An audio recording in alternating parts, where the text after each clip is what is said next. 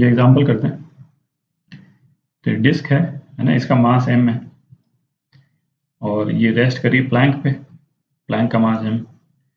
Coefficient of friction इन दोनों के बीच में म्यू है, डिस्क और इसके बीच में, और यहाँ कोएफिशिएंट ऑफ फ्रिक्शन 0 है, फ्रिक्शन लेस है। ठीक है, डिस्क की इनिशियल वेलोसिटी यहाँ पे v0 दे रखी है, टाइम t = 0।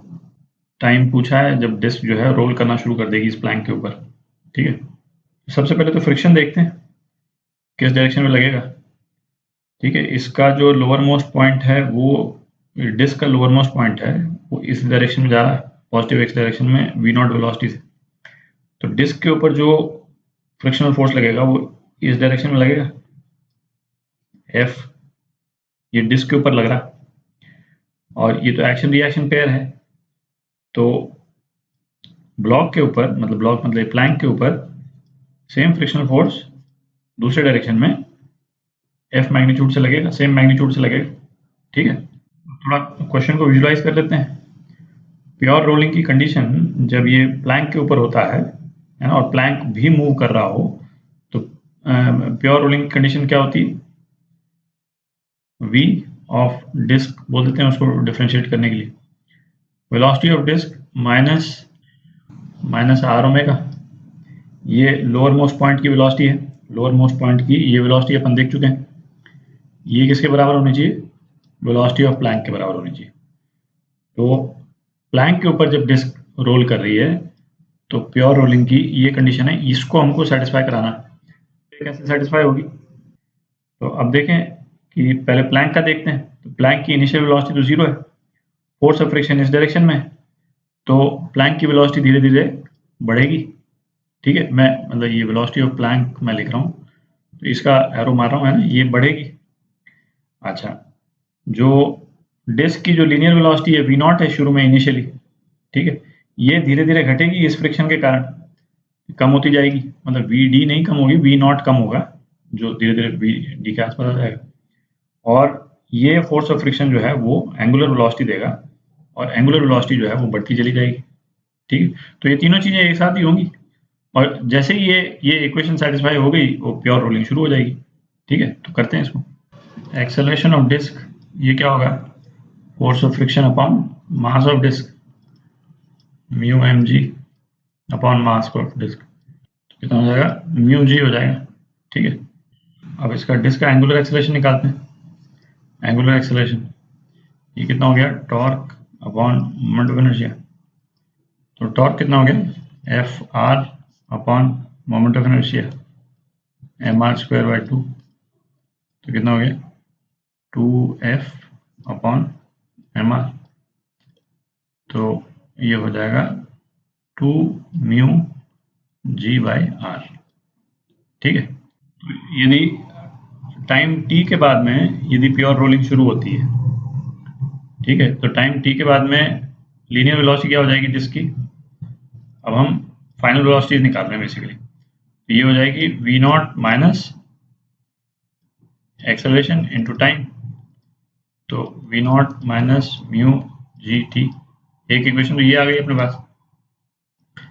अच्छा, एंगुलर वेलोसिटी क्या हो जाएगी डिस्क की? एंगुलर वेलोसिटी डिस्क की हो जाएगी, शुरू में तो 0 ही थी, अल्फा टी। ठीक है, तो ये कितना हो जाएगा? 2 म्यू gt अपॉन r। ये दूसरी इक्वेशन आ गई अपने पास। अच्छा, अब निकालते हैं एक्सेलरेशन, प्लैंक का एक्सेलरेशन निकालते हैं। प्लैंक का एक्सेलरेशन क्या हो जाएगा? f upon m, capital M है ना, प्लैंक का मास। ये कितना हो गया? Mu m g upon capital M। ये कितना? 2m के बराबर है, 2m हो गया। तो ये हो गया आपका म्यू g/2। ठीक है, ये हो गया एक्सेलरेशन ऑफ प्लैंक। तो वेलोसिटी ऑफ प्लैंक क्या हो जाएगा टाइम t के बाद में? Mu gt/2। ठीक है, ये तीसरी इक्वेशन होगी। अब ये तीनों वैल्यूज को इसमें डाल देते हैं, क्योंकि इसको सेटिस्फाई कराना है अपने को, है ना। डालते हैं जरा। तो क्या हो गया? ये हो गया v0 माइनस म्यू gt, ये तो vd था, ठीक है, माइनस आर ओमेगा यहाँ से 2 म्यू जी टी, आर तो कैंसिल हो जाएगा, ठीक है, is equal to velocity of plank mu g t by 2, ठीक है। तो टाइम पीरियड कितना आ गया इससे, 2v0 अपॉन 7 म्यू जी, ठीक है। तो ये आपका टाइम पीरियड आ गया। अच्छा, आगे क्या पूछा है, बी में पूछा velocity of disc and plank. तो इस टी को 1 में और 3 में डाल दें, है ना, वेलोसिटी ऑफ डिस्क निकल जाएगा। ये वेलोसिटी ऑफ डिस्क है, ये निकल जाएगा, 1 में डाल दें टी की वैल्यू, और ये प्लैंक की वेलोसिटी है ना, टी की वैल्यू डाल दें, ये निकल जाएगा, ठीक है।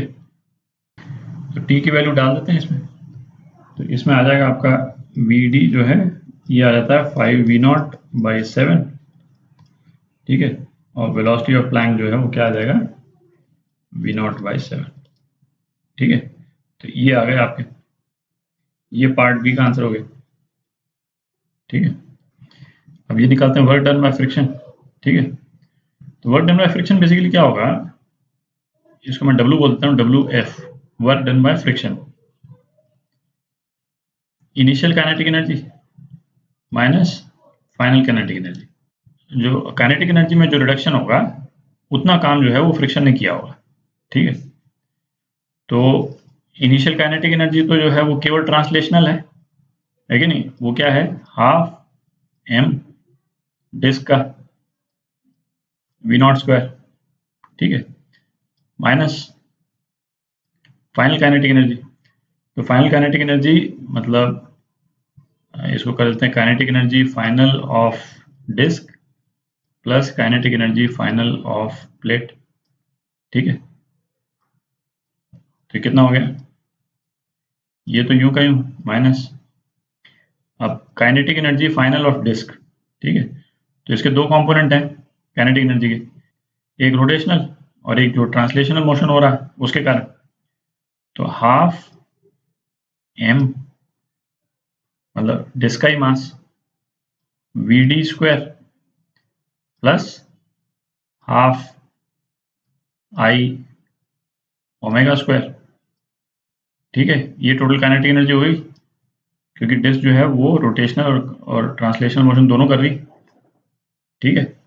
और कोई भी बॉडी रोटेशनल और ट्रांसलेशनल मोशन दोनों करती है, तो उसकी टोटल काइनेटिक एनर्जी जो है वो ये होती है। ये तो अपन पहले देख चुके हैं, है ना, दोबारा तो उसको देखने की जरूरत नहीं। और plus half M V P square, ठीक है, ये हो जाएगा। तो ये कितना हुआ, half M v0 square minus half M V D square, कितना हो गया 25 v0 स्क्वायर बाय 49 प्लस हाफ आई कितना हुआ डिस्क का, इसको आप चाहे तो अलग अलग निकाल करके और फिर ये कर लें, M R square by 2 omega square, omega कितना था। तो इस इक्वेशन की सारी वैल्यूज अपन निकाल चुके हैं, है ना।